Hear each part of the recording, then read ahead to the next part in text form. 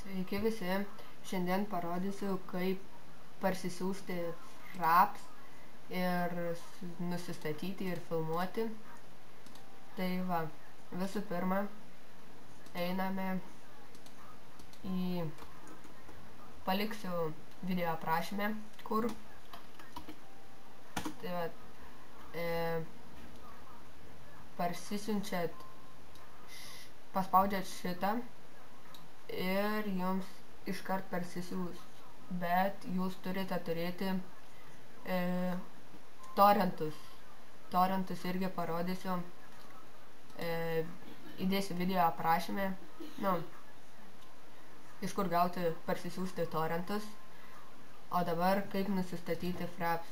Tai va, pačiam pirmam jūs turėtumėte uždėti varnelę čia va.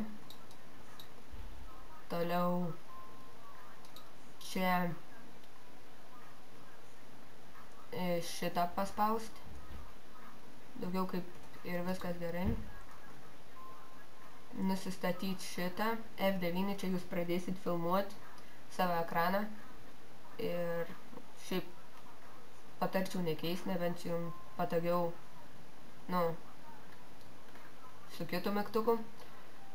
Čia padaryti taip, kaip pas mane stero, čia varnelė, čia jūs, jeigu nenorite tiesiog kalbėti per mikrofoną, galite tos varnelės čia nedėti, o čia varnelę galite pasidėti, jeigu jūs nedaug kalbėsit ir tiesiog paspaudę space'ą šnekėsit kažką. O čia uždėti čia, nežinau kur yra, toliau čia paspaust, palik čia kaip ir buvo viskas. Taigi, manau, greitai ir aiškiai. Taigi, sėkmės, viso gero.